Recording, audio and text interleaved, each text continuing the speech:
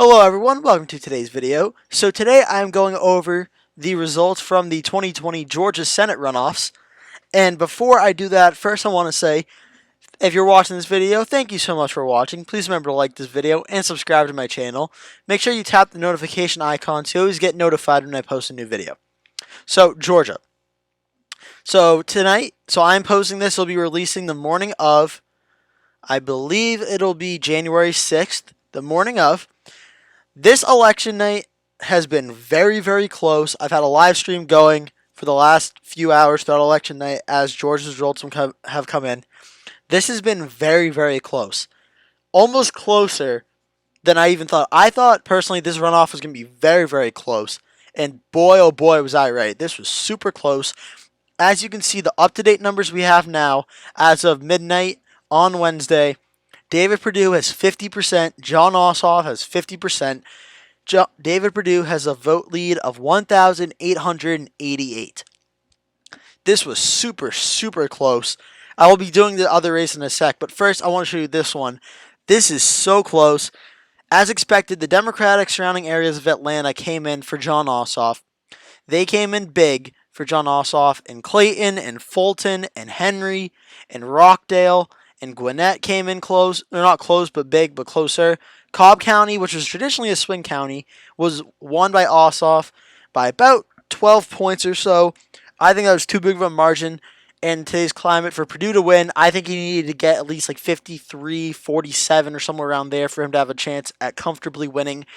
And obviously it's looking like that's not going to happen. And then we also down here in Douglas County went in big for Ossoff as well.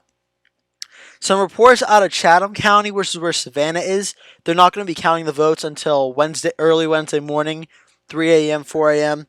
So they have some votes that are still to be counted, so we're waiting on that. Augusta came in big. Columbus came in big, as expected. So the Democratic areas turned out. Now for David Perdue, a lot of the Republican areas turned out as well, and the percentages are all there. However, this is something that I brought up in a few videos before. Percentages are all great, but in a Senate runoff, you need your voters to turn out. In a lot of these rural counties, David Perdue either got the same percentage as last election 2 months ago or a little less.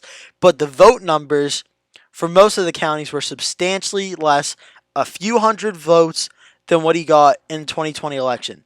Now, they're only a few hundred votes. Why would that matter, you might ask? Because in a race that is only being decided by less than 2,000 votes, 300 votes in 6 towns, that can make a big difference.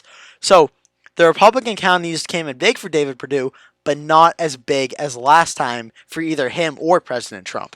That's why this race is so close. The Democrats did exactly what they needed to do. They got high turnout in their Democratic strongholds, and the Republicans had a little bit lower turnout in their Republican strongholds. That's why this race is so close.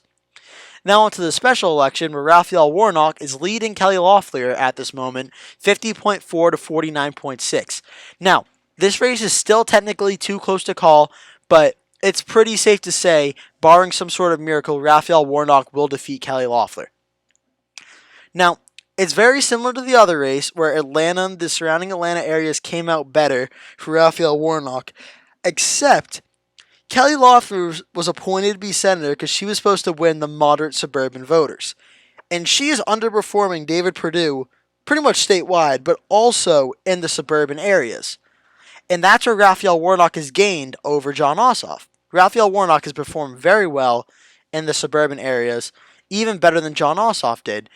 In addition to his big wins in Richmond County, which is where Augusta is, Chatham, which is where Savannah is, Muskogee, which is where Columbus is, and then obviously Fulton, Cobb, and the rest of the gang, and Cab and stuff. So the Democrats did exactly what they had to do in their Democratic strongholds, and then Loeffler was the same thing. David Perdue had trouble bringing out as many Republican votes as last time. Kelly Loeffler had even more trouble. Throughout the night, it became apparent that one trend was real.